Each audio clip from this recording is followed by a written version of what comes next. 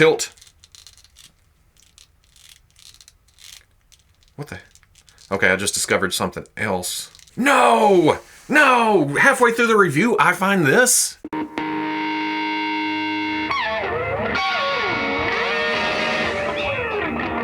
Test, test, test, test!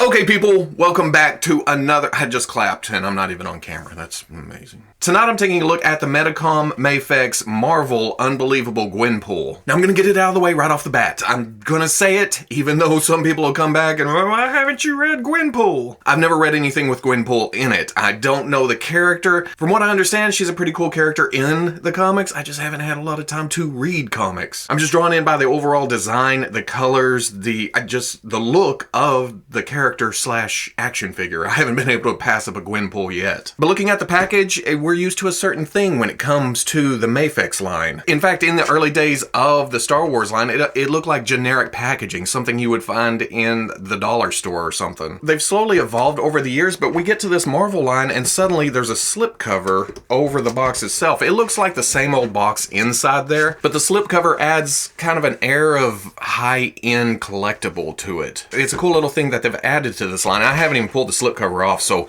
we're about to go on this adventure together. On the front, as you've been staring at for the last minute or however long I've been rambling, different comic pictures. It seems to be all the same artist, so at least they're consistent, I guess. On the side, a cool little graphic of Gwenpool hanging like the slipcover's tearing down. I dig that. On the back, pretty promotional pictures of the figure with comic Gwenpool looking down over it, giving her seal of approval. On the side, another cool little graphic with, I don't know who's reaching in. I don't know how this comic works. I've heard it's something like breaking the fourth wall type thing, so maybe this is alluding to that. On the top, Gwenpool logo. On the bottom, a bunch more warnings, unreadables, legalese, you're winning lottery number. Wait, there's no numbers here. It doesn't work. I'm gonna get this open. Well, no. Okay, first, let's pull this slipcover off and see what the actual packaging looks like. We pull the slipcover off. There she is, little Miss Gwenpool, who has no direct correlation with Deadpool or Gwen as we know them, but it feels kind of like, click. Why can't I get this slipcover off? It's ruining my joke.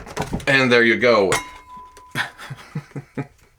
That bell means I succeeded, I guess. No, that was my light. And here's what we're actually used to in the MAFEX line. Here's the figure in the big window showing most of everything that it comes with. On the side, pretty promotional shot. On the back, essentially the same thing as the slipcover. Cheater, cheater, pumpkin eaters. On the side, showing more of the figure than the top and bottom. We're allowed to get it open, see what's in here. Getting the tray out of the box, I keep confusing this kinda with the Reveltech Amazing Yamaguchi line. I don't know if it's the presentation or the comic pictures, but inside the back wall of the box, you can see in the flap and pretty much the whole inside is comic pictures of Gwenpool. Wrong line. This is MAFEX. And there we go, all out of the package. And while it's not perfect, I always have my nits. Oh, it's so cute and fun and oh...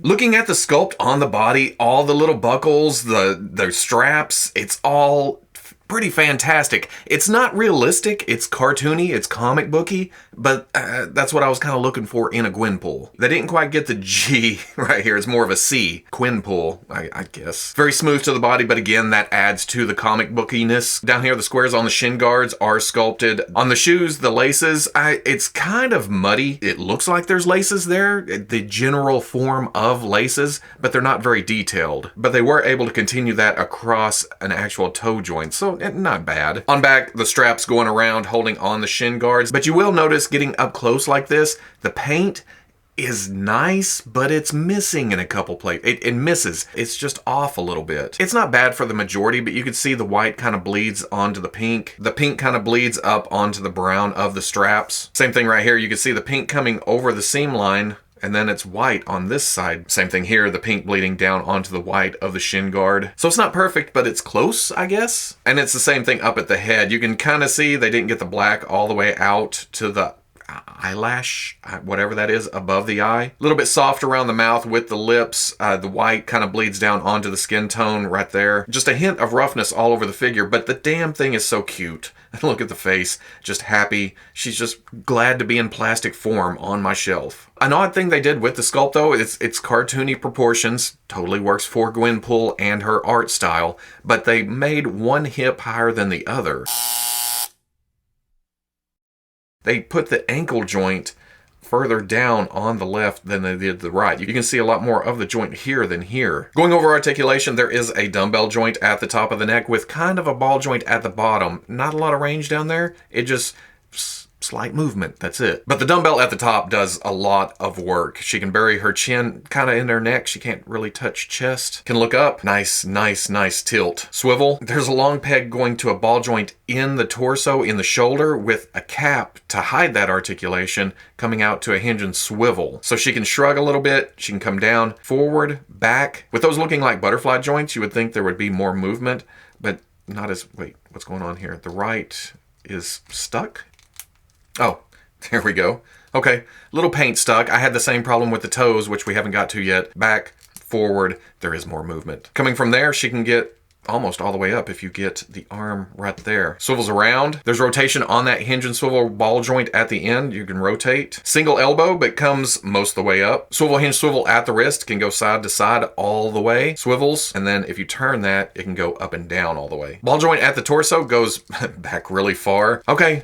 That was stuck down there. There's a ball at the mid-torso and at the waist together. It kind of makes it difficult to straighten it out completely, but you can do it just like that. But arcing forward, all the way, back, tilt all the way there, tilt all the way there. Okay, when it comes to the hips, there's no drop down. Oddly enough, the crotch rubber piece raises up. If you can get it to come up a little bit, you can get this out of the way of the legs and bring that all the way up, back, out. And then if you do push the articulation that far, you got to kind of bring the hips back down to cover up joints and such. There's rotation at the hip. You can get some rotation out of the single knee. Comes up to about right there. Ankle goes back, ankle goes forward, forward facing pin for rocker. The left one, I don't know if it's just mine, but it looks like it's not seated all the way. I can't get it to go on any further than that. But because of that, I get more range of motion in the left. Then there's a toe joint right there. For accessories, Gwenpool comes with several sets of hands. She comes with 2 relaxed hands. She comes with 2 fists. She comes with 2 what I thought were more relaxed hands, but these are the cell phone holding hands. She comes with 2 splayed out hands. She comes with 2 peace sign Batusi hands. She comes with 2 pointing finger hands. And she comes with 2 sword wielding hands. And to switch those out, nothing to it. There's no mushroom to the peg. It's mostly friction. Even with that, I haven't had any problems with the hand just falling off randomly. She comes with 2 swords, silver, black on the guard. Again, with the paint, it's kind of bleeding up onto the silver. Silver at the end, wrapped handle with pink in the little diamonds. And it's no problem, slides right into the sword holding hand. Nice grip, don't slip out. They're good. She comes with sheaths on her back. The straps go over her shoulders.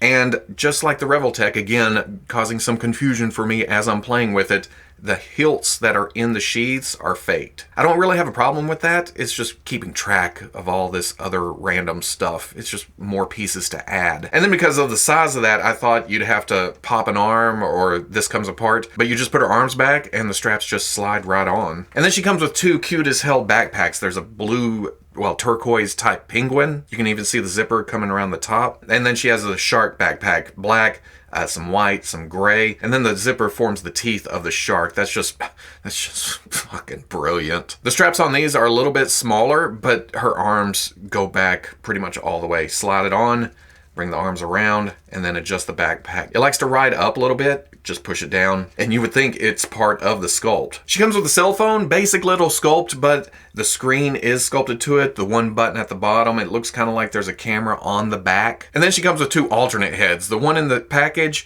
she's happy, her mouth is open, she's got her tongue kind of sticking out. Her alternate head is a scared look. Again, open mouth, you can see teeth, you can see tongue, rough like the rest of the figure, but I like the emotion that it conveys. And then my favorite is the unmasked head. It is just so damn cute. Have I said that enough during this review? The lips are kind of lost. I wish those were a little bit more defined color-wise, but the eyes, nice tempo to those. They look nice and crisp. And then the fade from pink to yellow in her hair just absolutely works too. Just adds to that overall look. Now, it's easy enough to just pop her head off. I have had a problem getting the scared head on. It's a little bit tight, and when I pop it off, the dumbbell sometimes comes out with it. Not that time, because, you know, my figures like to make liars out of me. But putting the unmasked head on, she also comes with this little down mask, but you can't use it when there's any kind of backpack on there. It just runs into it, makes it ride high. And that just works. Looks fantastic. Here she is with the Marvel Legends Gwenpool. You can see that the Marvel Legends is kind of an older teen, almost young adult, whereas the MAFEX is kind of a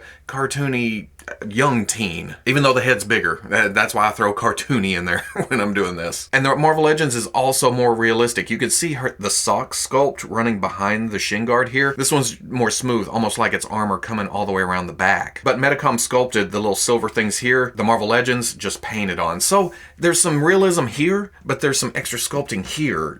They're both great. I'm just leaning towards cartoony at this point. And then here she is with the Marvel Legends Deadpool and the Figma Deadpool. Now the MAFEX Deadpool is going to look more like this in style, but I'm figuring he's going to be bigger. Hopefully almost as big as the Marvel Legends, because I think these work pretty good together. Yes, she's small, but again, comic booky, cartoony.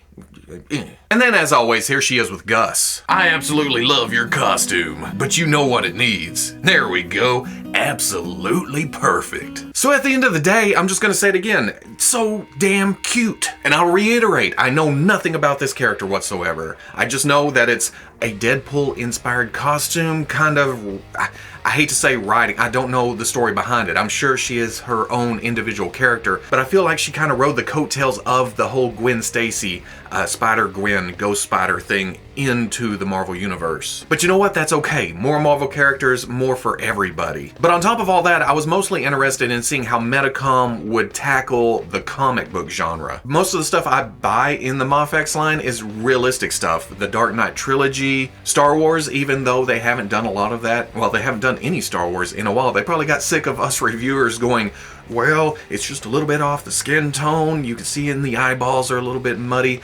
Darth Vader's helmet's off 3 degrees. But here, there's a safety net. You could call it, like I did throughout this review, cartoony, comic booky. They could stick to the source while doing their own thing, and if it's off a little bit, you just chalk it up to a specific artist or, you know, different artists working on the same character. It's kind of genius when you think about it, actually, from a company standpoint. But if all their comic book characters are going to be like this, I'm down. I'm in. Of course, I'm already down. I'm already in because I've already pre-ordered everything they've put up so far. I can't wait for the Spider-Man. I can't wait for the Deadpool. I can't wait for the Venom. Hell, I even pre-ordered the evil Gwenpool, again, not knowing what, you know, Gwenpool is. I just know it's as cute as this one, and now that I know all the joints are great, there's a great range of movement all over the figure, I can't wait. I'm in. Yes, there's some paint messiness. I'm not trying to gloss over that at all, but the overall presentation here, it doesn't bother me. I hate to say that, but I can look past that for the overall cuteness. There you go. So if you like the review, comment, like, subscribe. I'll catch you on the Fwoosh.